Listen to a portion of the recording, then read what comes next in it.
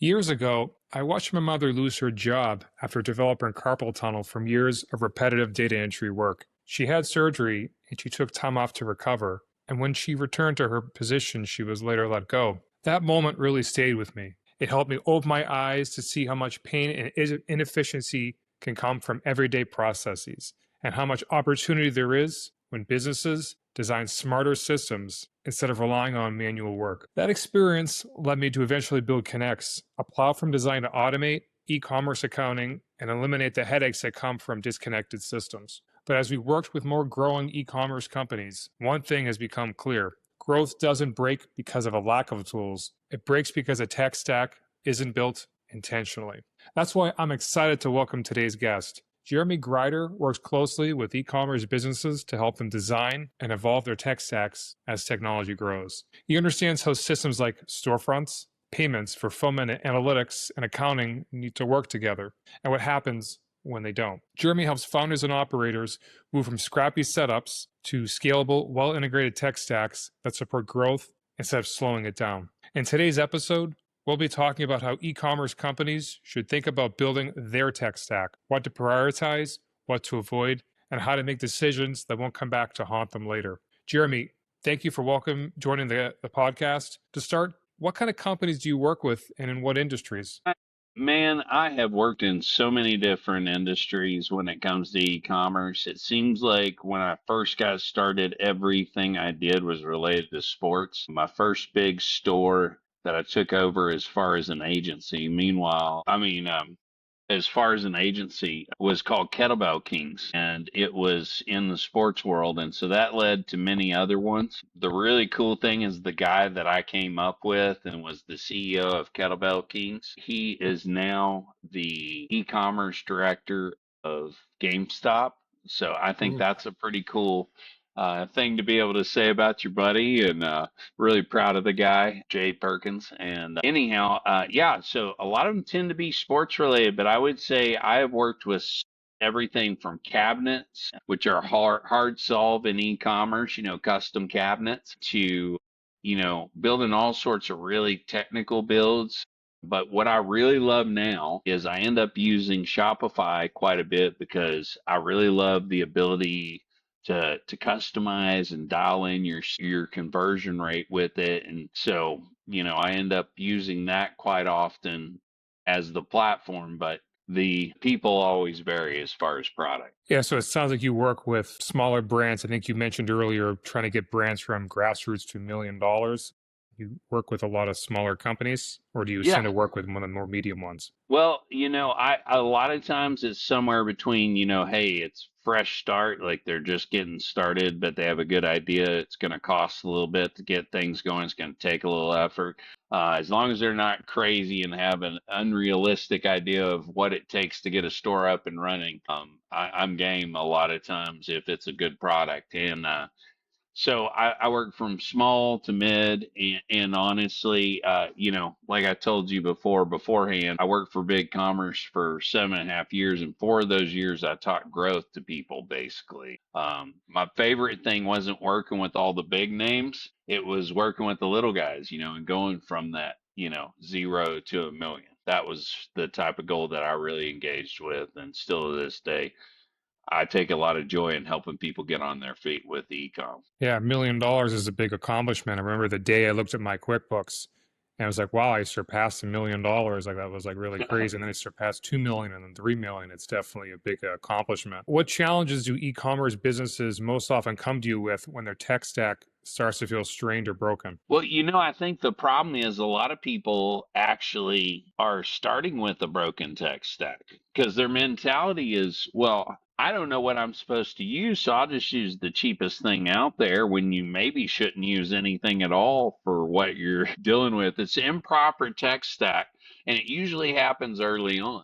And also explain to people is as you grow, there's other tools and bigger tools, better tools that you can get into sometimes. So there is sometimes step stool tools, but there's also things like, for instance, Klaviyo. Klaviyo is kind of a no-go, in my opinion. If you're using Shopify and you're not also using Klaviyo, it's kind of a no-go because I think it's the best e-commerce marketing tool for that for that particular vertical. I think, you want to use best in class when possible. You also got to be able to afford it, and it's got to reflect in the profitability of what you're doing. Yeah, I agree. Many companies that we've seen it, there is somewhat of a race to the bottom, especially with the smaller businesses. I find that when the businesses are B2B have a more complex workflow, they're definitely willing to pay more for things. But I think at the 0 to 1 million, you may be able to squeak by with a lower cost free solution.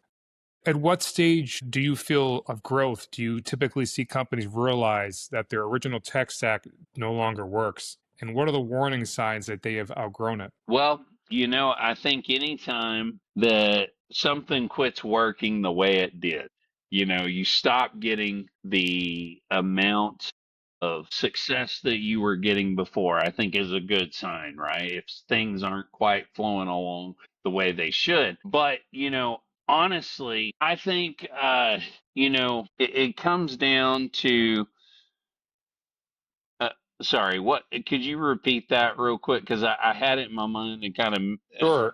At what stage of growth do companies realize that their tech stack no longer works? And what are the warning signs? Yeah, yeah. So I was heading in the right direction, but then just lost my path. Sorry, short train. Yeah, so I think a lot of the warning signs are just slowed down growth, your conversion rate's sick, it's not working like it used to, or maybe not getting to the place where it needs to be. You need to start looking at a couple of things. I believe everything's based around the psychology and feel of the site. So everything that you bring into that site has got to reflect like the idea of getting them to move through the site and convert, right? And anything that's contrary to that's got to go away. So I definitely think people start feeling that pain usually once they get up, 50,000, 100 even in sales, they're going, hey, this doesn't quite work right. I can't quite track this, or this isn't, I don't know where the results are coming from or what I'm doing wrong. And I would say it starts pretty early on when they realize, hey, I got to change things or I'm not going to make enough money. I agree. It sounds like when the conversions are down, as a business starts to grow, maybe over $1 million, that they need to look at a different tech stack.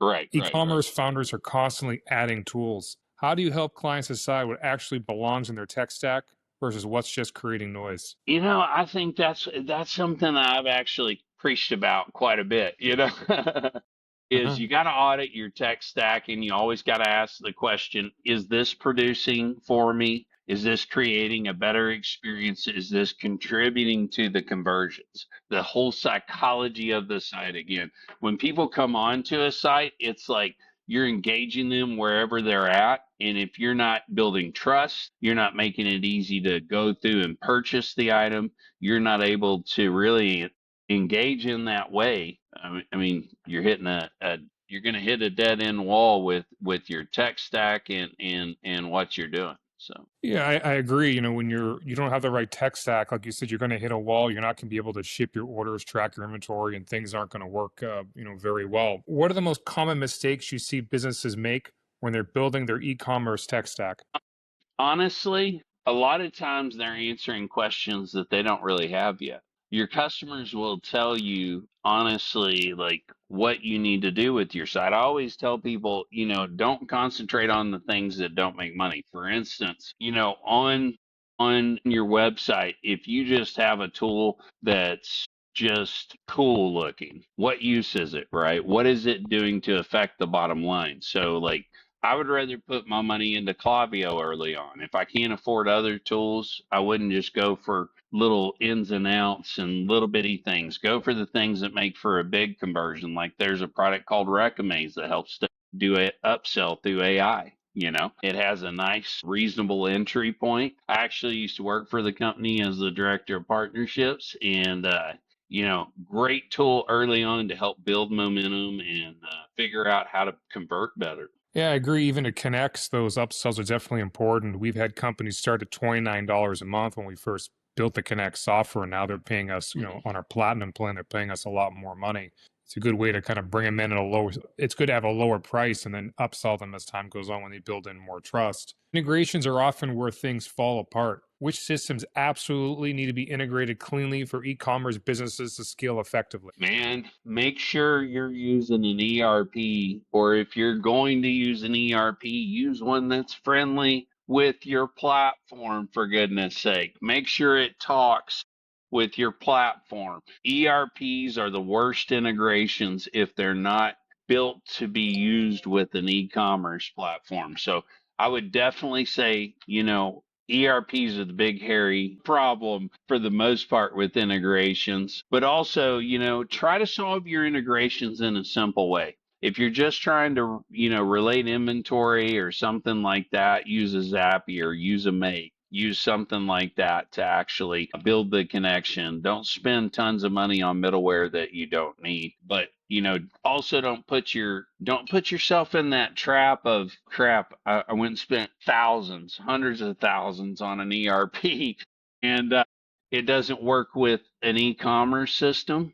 I mean, you got the back end, but you can't even connect it to a front end. That's a bad problem. So Yeah, yeah, I agree. And that's one problem we solve at Connex is when your ERP, like your Sage Intact, doesn't work with your website brand. We help automate that. And the benefit of Connex is that business users can do it. It's all a point and click thing. yeah, So I agree. yeah. A lot of companies have that problem, even with QuickBooks Enterprise, where for many of these selling channels, there's not a direct connector like ShipStation, and we come in there and we take care of it. So you're right. You want to make sure that you have the right integration tool that works with your site and one that's customizable that you can kind of grows with you. So I definitely agree Right, with what you're saying. right. And you mentioned ERP systems and front ends are not working with selling channels. What should a company look for with an integration tool? Should they look for the blue Connex e-commerce logo? Anything else? Yeah, no, I mean, with the connection tool, I think what you're looking for is somebody that can easily connect with any API, that can connect with webhooks, that has a way of connecting to almost anything. With Connex, I understand you get automation too, right? Like you have a certain level of intelligence around that. So it's I think understanding exactly what you get, getting the most benefit out of that so that you have a steady flow with that tool. You've got to be able to rely on it.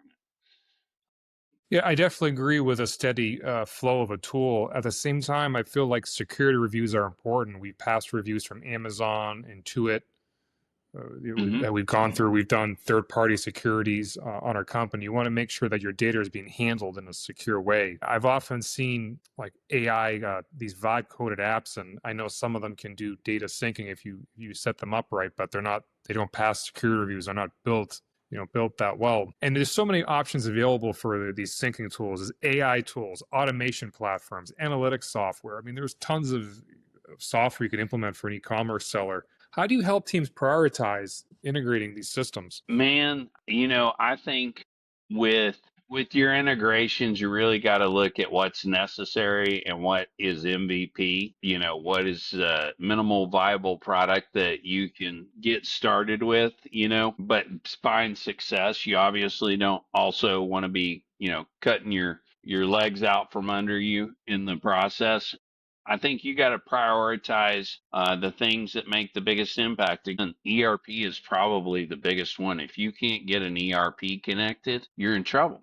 You know, and Uh, it's that's where I think being able to figure out which items are a want and which are a need are super important early on, but also having a tool that can be able to meet the needs of both is pretty important. So, yeah, I agree. You want to make sure that your tool can, meet the immediate needs. A company may need to take care of their automating their data entry between selling channels and their accounting tool may be a higher priority than an analytics tool. But I think that marketing, for example, you're not going to have any orders unless you have marketing, funnels and everything set up. So I agree with what you're saying. For an e-commerce business preparing its next stage of growth, what's the single most important mindset or principle they should adopt when building their tech stack? number one, this is a lot of work. E-commerce is a lot of work. It's easy in some ways, but it's very difficult in others. And when you're starting out at a deficit of not knowing jack squat, you need to listen, you need to learn, you need to study. So I would say get educated. If you're preparing to grow, you get educated. Make sure that you're not jumping in without the proper finances to get things going.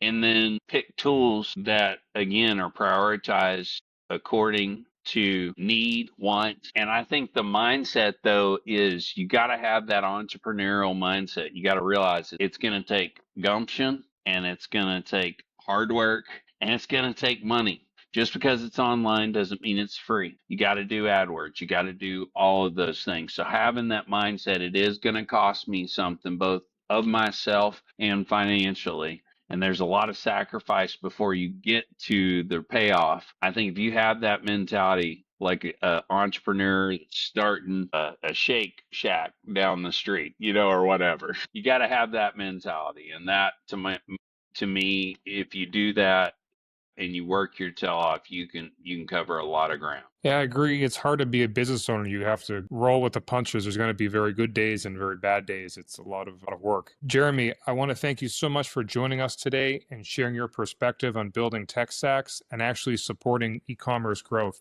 It's really clear that the right systems, thoughtfully connected, can be a major competitive advantage. You can connect with Jeremy Gryder on LinkedIn or CartConsultant.com.